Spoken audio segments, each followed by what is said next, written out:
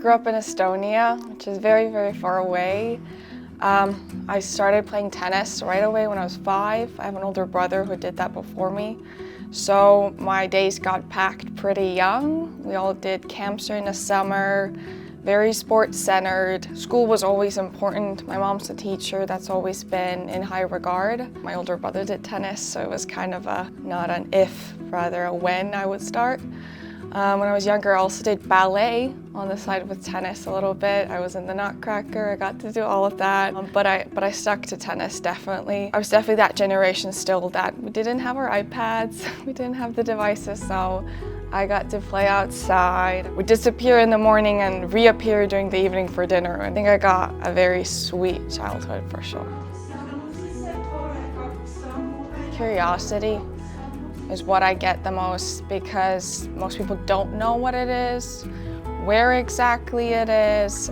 So I've kind of told myself that it's my role to tell them about it. Most people do know it's in Europe, Eastern Europe, ex-Soviet state, so they do know that much, but they kind of don't know what it is up to today. So I get to introduce that to them and tell them about everything, which sometimes I do think I struggle with it because, you know, I recognize I'm from a small place, a very small place. There's about 1 million of us on this planet. So it's hard to almost be proud of it sometimes because I think, well, you know, they're not gonna really care or they're not that interested. But the more I go around the world, the more I go around US, the more I see that people are almost all global citizens. We all care, we all want to know more. I've lived here 3 years now and I've understood that this is a very big country and there's a very big difference between north, south, east, west. I think it's made me a better person, definitely, because, you know, we take history lessons back home. We read about it, we read the news. We watch movies, we watch Hollywood movies. We get a certain feel of how it is here and how it looks here, but I think experiencing it is obviously another thing. Well, people, I wish I could put them all in my suitcase and bring them with me. I miss the summers. I think I had, especially younger, I had my most precious memories were happen during the summers because it never gets dark.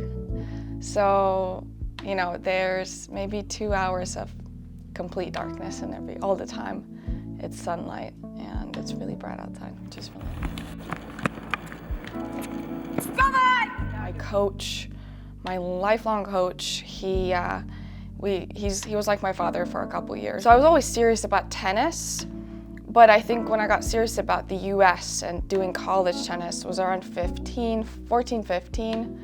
I tried to quit because I got badly injured and I think I just got a good hit of puberty at that point. And when I got back, I had my career best year after that break. And then I was pretty set on it. Then I was like, I know where I want to end up. We were kind of still deep in COVID, so I didn't, you know, do any visits. I had never been to the States before, in fact. And I was very much doing it solo. My parents didn't know what this was all about, and I wanted this to be kind of my project of like, if I go, I figure this out, I go on my own terms, I make the decision. Mauricio contacted me, Belmont kind of reached out to me, and we had some calls. I had Hendrik here who had already been through all of it. He had been in the States for years, had graduated from Belmont. I talked to him. My parents talked to his parents because we all knew for years, because how big is the tennis community in Estonia? Not that big. I only got positive feedback and I had a really good feeling about Mauricio as well. I didn't know much about Nashville, like most Europeans I think didn't know much about Tennessee, was not familiar with Rocky Top in any way. I think after obviously some Googling, some research, Belmont really started growing on me. Coming from a small place, you want to feel that really strong sense of community. I think Belmont is an excellent place to get that from. I think what was funny was my parents didn't know about Nashville either, which is, you know, people would joke about maybe Americans not knowing a lot about geography. Well, we don't know your geography either. So we usually know about LA, New York, maybe Miami.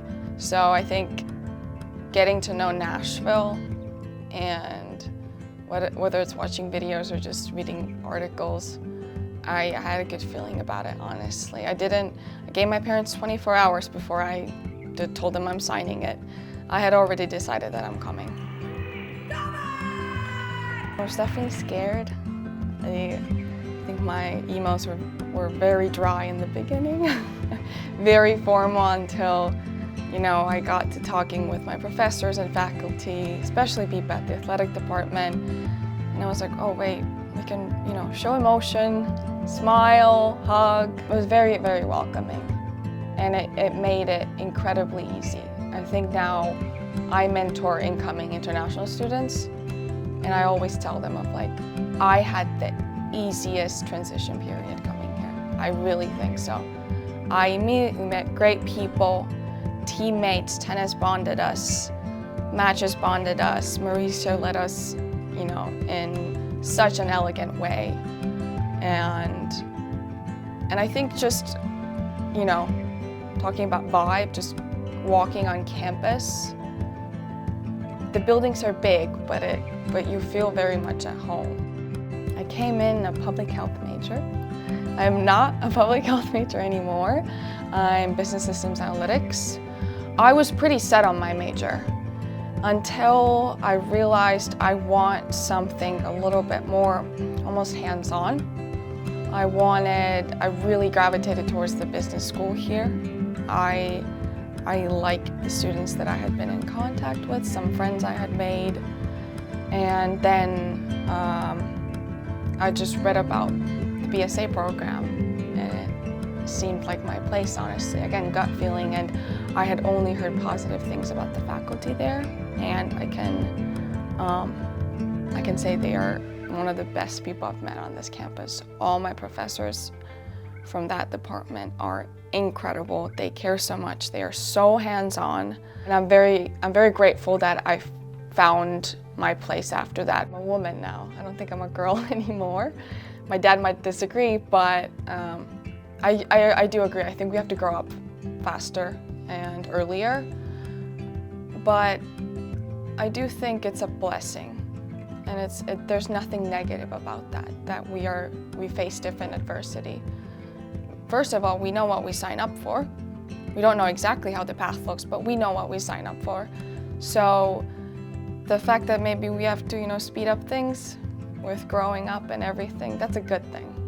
We'll be ready for the next challenge in life earlier, and I think we'll be more equipped to face them. For myself, I definitely think I'm not the same. I've told people I'm not the same Viki who I was when I landed in Nashville. But I think I've only changed for the better, and I can say I like who I am here. I like who I've become, but I like who I am in Nashville at Belmont. I like the person I am here. I think I definitely grew with each coach, no question about that. And as sad as it is to see someone go, your coach, you see them every day of the week if you're a student athlete. You live with them almost. But I do think, let's turn this into a positive. Sitting across from an employer in the future, I can say I've worked under 3 different leadership styles in 3 years. But I do think now with Ellie, like you said, it's such a unique situation. But it's very, as a young woman, it's very encouraging to see someone get to that high of a position that early. It gives me hope, it gives me courage, it gives me confidence that we can do it all if we want to. You can, like Barbie says, you can be anything.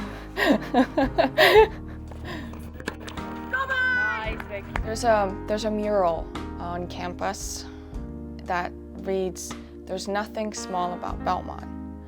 And coming from a small place, I think I was a little bit ashamed at sometimes, Estonia, whatever.